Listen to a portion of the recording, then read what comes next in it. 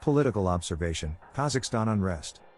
The events of Kazakhstan, a country with an important geopolitical position and abundant riches, have received worldwide attention in the past few days following the eruption of violent public protests on 2nd of January triggered by the decision of President Kassym-Jomart Tokayev's government to increase the price of butane and propane, known as the fuel of the poor due to its cheap price, from 1 January.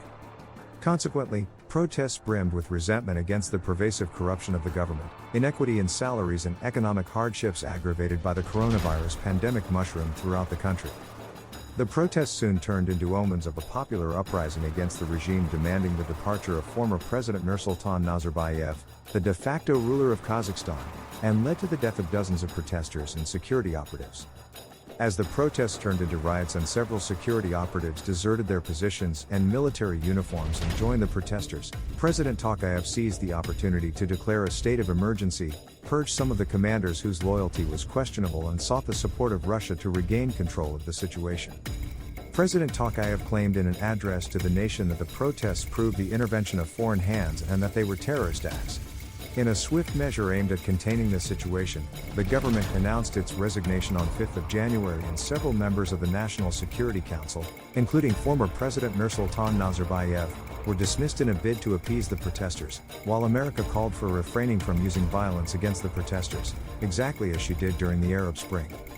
The Russian Foreign Ministry for its part called for the need to reach a peaceful solution and a return to normality.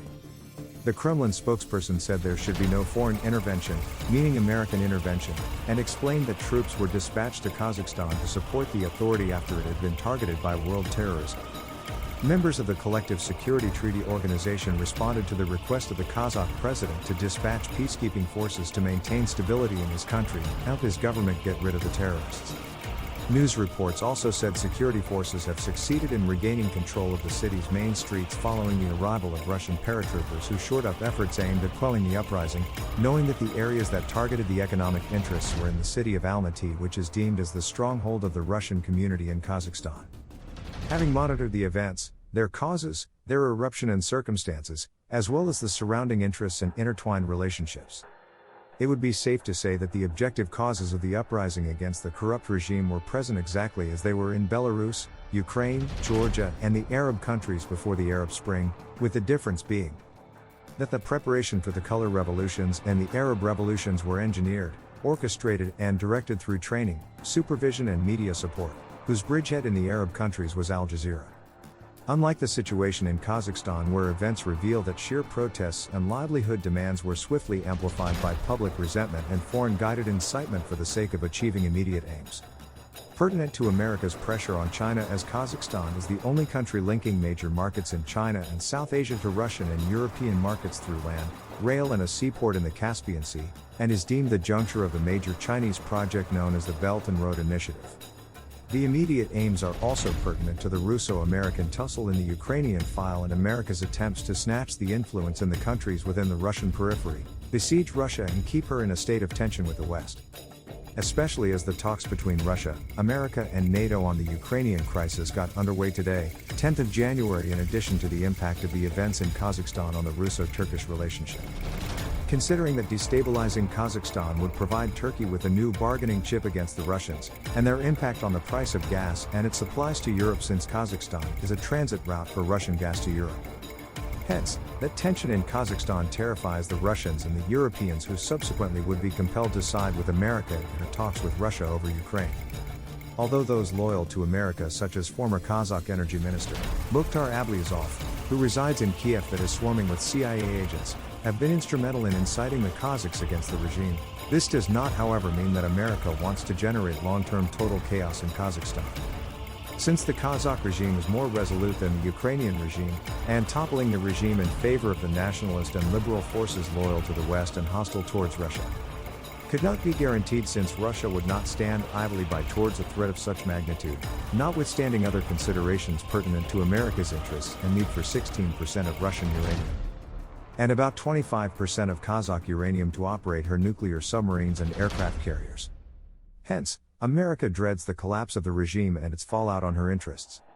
Kazakhstan is the leading uranium producer with 41% of world production, and American multinational energy corporation Chevron owns half of the Tengiz oil field, which produces a third of the country's oil. Knowing that Kazakhstan is the 9th largest oil-producing country in the world,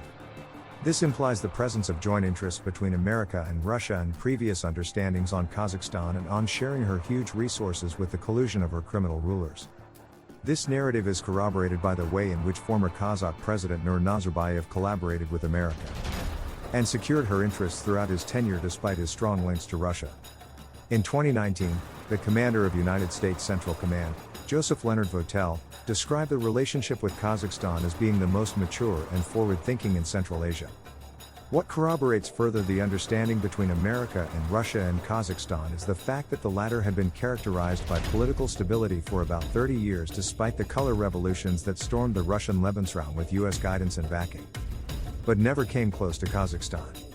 the most crucial country to Russia and her Lebensraum, which implies the presence of a reality that had imposed itself in Kazakhstan and in which both the Americans and the Russians had been endeavoring to exploit to their advantage. The protests are expected to be quelled and the regime reproduced in a manner that will keep the Kazakh cake in the hands of Russia and America, while the domestic cracks within the regime are expected to remain. It seems that the events erupted due to the corrupt regime, the deteriorating economic situation and the mafia-like tussle for power, as well as the bad and criminal distribution of wealth. Kazakhstan's GDP is estimated at $170 billion, and yet more than 1 million citizens live below the poverty line. This is why Russia left to rescue the Kazakh regime in self-defense due to the threat posed by the situation on her negotiating standpoint with the US, her security, her economic interests and her entire Lebensraum. And to seize the opportunity to reinforce her military presence to secure and bulwark the regime against the liberal forces loyal to the West and the nationalist and Islamist forces which Putin dreads the transmission of their disease to Russia. Meanwhile, America hastened to incentivize her agents to ride the wave of protests in anticipation of an aggravation of the matters, harness the crisis and turn it into an opportunity to strengthen the nationalist movement hostile to Russia and the pro-Western Kazakh liberal forces, deepen her influence in Kazakhstan and harness it when necessary. For the series of hotbeds of tension she intends to generate on the Chinese-Russian borders and throw a spanner in the works of cooperation between them, especially after China invested hundreds of billions of dollars in her agreements with Russia to immunize herself against the US sanctions in 2014. President Vladimir Putin noticed 2 months ago this US maneuver and described the relationship with China as having reached its highest level in history. And some Western partners are barefacedly attempting to drive a wedge between Moscow and Beijing. Thanks for watching.